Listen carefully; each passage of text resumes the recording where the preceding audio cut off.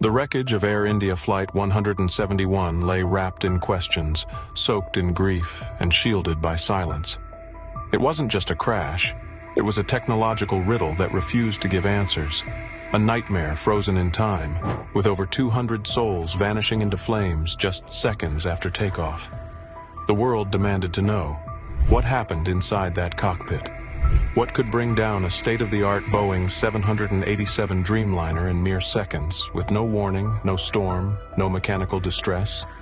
Now, after countless theories, sleepless investigations, and hushed whispers across aviation forums, the black box has finally spoken. And what it revealed didn't just unsettle investigators. It shattered Boeing's reputation and exposed a flaw so absurd, so microscopic, that it defies logic. What you're about to hear is not just the story of a crash. It's a revelation that will haunt every engineer, every pilot, and every passenger who dares to trust the sky again. Because when the truth surfaced, it didn't point to sabotage or terrorism.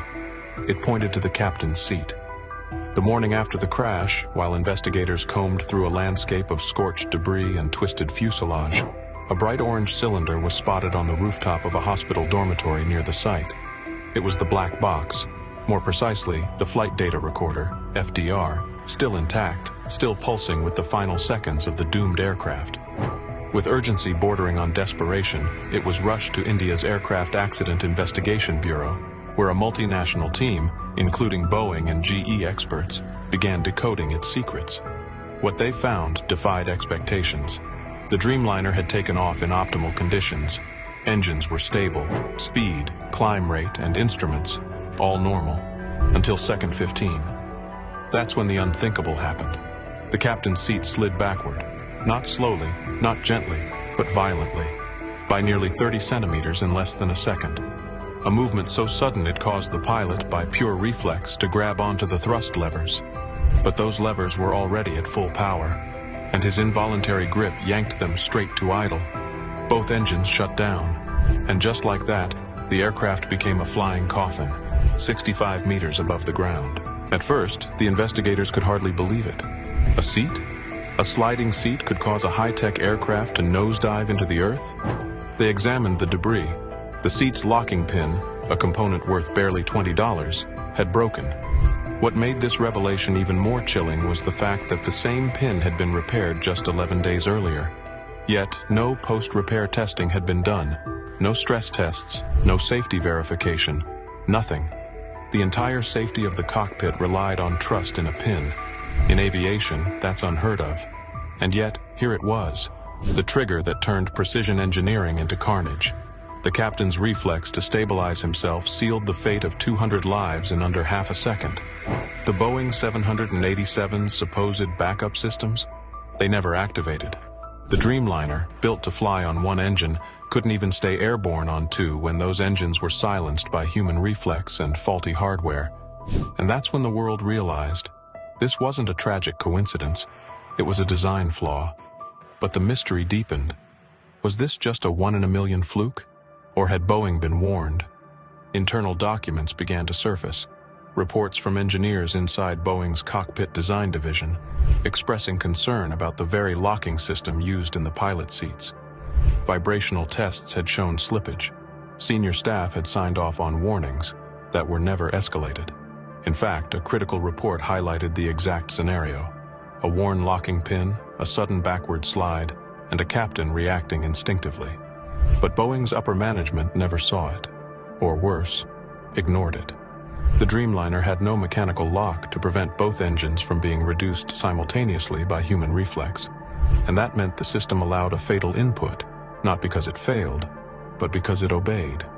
The plane did exactly what the human told it to do, and that's exactly why it crashed.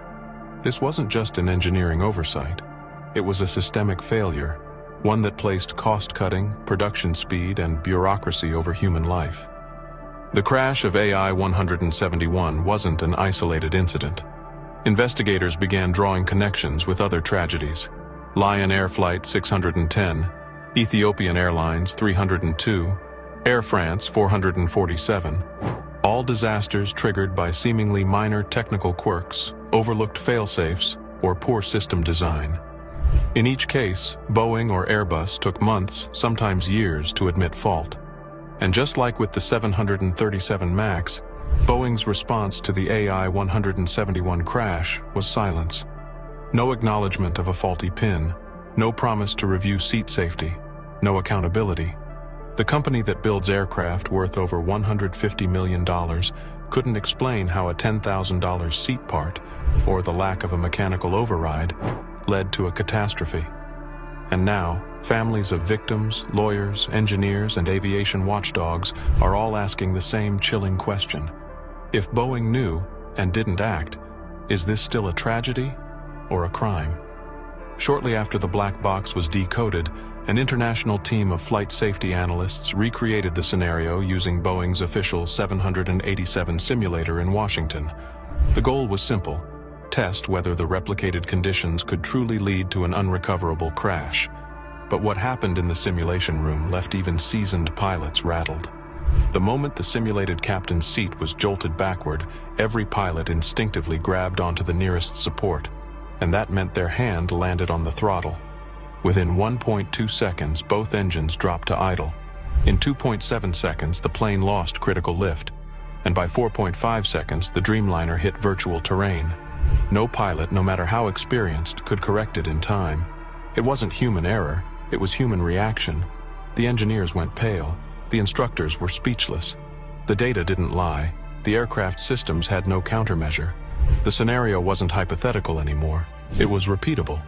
And yet, Boeing had never publicly tested for this exact possibility. While the media waited for Boeing's press conference, something unexpected happened. A confidential memo surfaced from inside the company, dated just 6 months before the AI-171 crash. It outlined concerns raised by 2 senior flight engineers about throttle linkage vulnerabilities in low-altitude rollout phases. A cryptic but unmistakable reference to the very behavior seen in the crash. The engineers recommended a system-wide audit of cockpit hardware, particularly seat mechanisms and manual override limits. But the memo was buried. Worse still, an internal directive suggested avoiding public acknowledgement of any design flaws that might require retrofitting older Dreamliners already in service. Why? Because grounding the fleet would cost billions. One insider, anonymously interviewed, said, "We were told, if it hasn't happened, it doesn't exist. If it does happen, pray it's pilot error." AI-171 wasn't an accident waiting to happen. It was an accident scheduled by denial. As the final report neared release, governments began to pay attention. India, already frustrated by Boeing's lack of cooperation, submitted a formal complaint to the U.S. Federal Aviation Administration, demanding disclosure of all prior seat-related incidents. France and Singapore followed. Then came the bombshell. 2 Dreamliners in European service had reported seat anomalies in the past 18 months. One pilot described a violent rearward jolt during takeoff, which was dismissed at the time as mechanical fatigue. Now those reports were being re-examined in a different light. Insurance companies, already weary from the 737 MAX crisis, began investigating whether Boeing withheld key safety data. Airlines questioned their maintenance protocols, and families of victims launched a class action lawsuit not just against the company, but against specific individuals in its engineering chain of command. The crash was no longer a tragedy confined to a flight number. It had become a global reckoning. For the families of those aboard Air India 171, the discovery of what really happened wasn't closure, it was salt in the wound. Because the lives they lost, doctors, students, artists, mothers, children, weren't taken by war, terrorism, or weather. They were erased by a system that allowed human reflex to collide with engineering blindness. One mother, holding a photo of her son who died in seat 27A, said, "He trusted the machine. We all did." At a memorial near the airport, a new plaque has been installed. It doesn't mention the pilot. It doesn't mention the weather. It says, "In memory of those lost to silence and to the flaw that was warned, but never heard." And that's the real tragedy. Because this wasn't just a malfunction of metal. It was a malfunction of trust. In the end, what brought down Air India 171 wasn't a thunderstorm, a terrorist act, or a failing engine. It was something far more insidious. A quiet flaw that everyone saw but no one acted upon.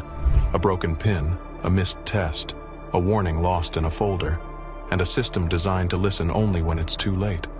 The black box didn't just reveal data, it told a human story, one of reflex, of instinct, of engineers shouting into the void of bureaucracy. And now, that silence has a voice. The question is, will we listen this time? Because this wasn't the first time a plane went down due to a flaw hidden in plain sight. And unless accountability takes precedence over image, over cost, over pride, it won't be the last. Aviation was built on the bones of lessons learned in tragedy.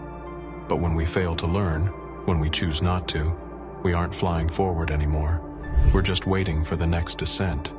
If this story shook you, don't let it disappear into silence again. Subscribe for the stories others don't want you to hear.